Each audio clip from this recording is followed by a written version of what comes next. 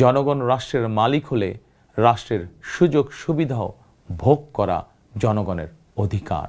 দেশ পরিচালনা করতে গিয়ে সেই সময় কোনো কোনো ক্ষেত্রে হয়তো আমাদের অনিচ্ছাকৃত কিছু ভুল ত্রুটি হয়েছে। সেজন্য আমি দেশবাসীর কাছে আন্তরিকভাবে দুঃখ প্রকাশ করছি।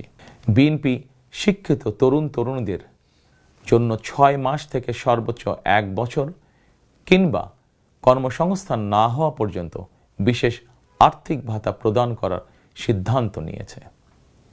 আমরা মনে করি এই বেকার ভাতা হয়তো একজন শিক্ষিত বেকারকে সে উদ্যোগে কর্মসংস্থান সৃষ্টির ক্ষেত্রে সক্ষমতা অর্জনেও সহায়ক ভূমিকা রাখবে। বুলিং সহ নারীর প্রতি যে কোনো ধরনের সহিংসতা বন্ধে কঠোর আইন প্রয়োগের পরিকল্পনা এবং সিদ্ধান্ত আমাদের রয়েছে।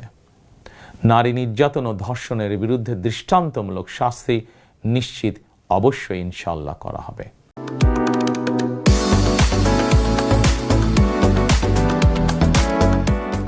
একই সঙ্গে দেশের জনশক্তিকে জনসম্পদে রূপান্তর করতে বাংলা এবং ইংরেজির পাশাপাশি হাই স্কুল পর্যায় থেকে সিলেবাসে তৃতীয় আরেকটি ভাষা শিক্ষার ব্যবস্থা রাখার সিদ্ধান্ত এবং পরিকল্পনা আমরা গ্রহণ করেছি।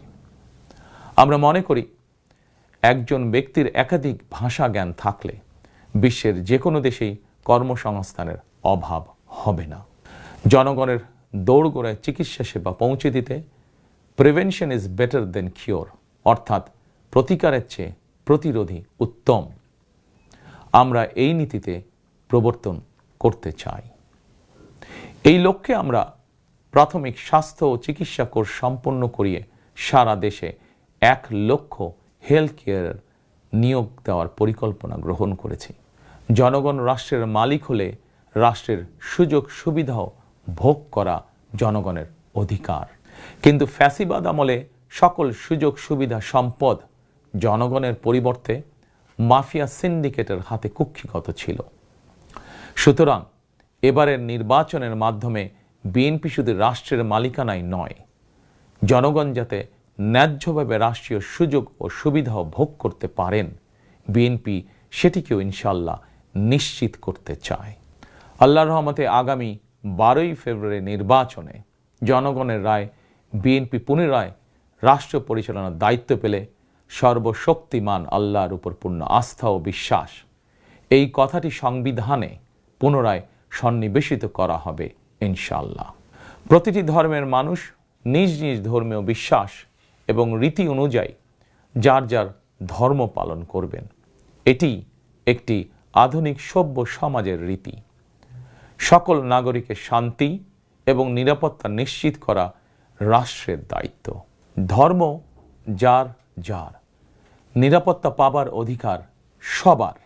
অতীতে আপনাদের সমর্থনে বিএনপি একাধিকবার রাষ্ট্র পরিচালনার দায়িত্ব পালন করেছে। দেশ পরিচালনা করতে গিয়ে সেই সময় কোনো কোনো ক্ষেত্রে হয়তো আমাদের অনিচ্ছাকৃত কিছু ভুল ত্রুটি হয়েছে। সেজন্য আমি দেশবাসীর কাছে আন্তরিকভাবে দুঃখ প্রকাশ করছি।